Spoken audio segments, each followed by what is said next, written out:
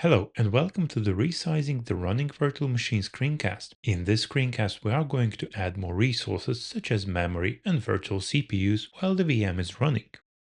The hot plug functionality is not turned on by default. This must be enabled at the virtual machine template level and is a separate for each resource type.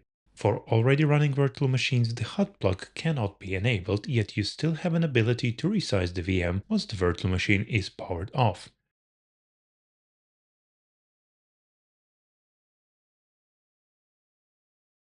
Navigate to the virtual machine template and select the VM template you would like to update.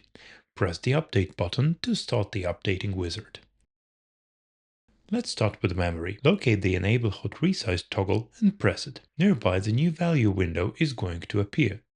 This is where you set the maximum memory that can be allocated. For this demonstration, I'm going to set it to 8 gigs.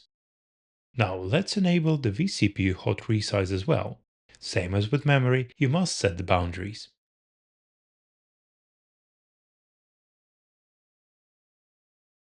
Save the virtual machine template changes and then instantiate the virtual machine using the modified virtual machine template and wait until the virtual machine is going into the running state. In order to verify that the virtual machine was resized properly, let's first look how much memory we have at the moment. Connect to the virtual machine using the VNC or secure shell connection and log in using the configured credentials.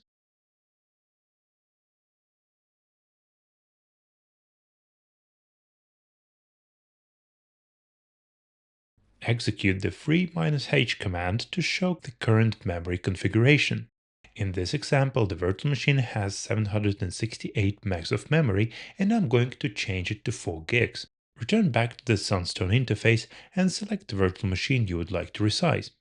Expand the info card and locate the capacity. Press the resize button and change it to 4. Note that you can set the value using different units.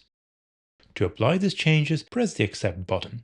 For a brief moment, the virtual machine is going to change its state from running to hot plug resize and then will return back to the running state. The verification should be conducted only after the virtual machine is back to the running state. To verify that change has been applied correctly, return back to the console of the virtual machine and run the free-h command one more time.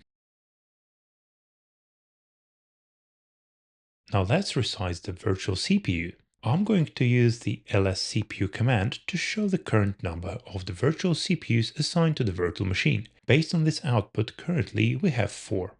The procedure is the same as with the memory resizing.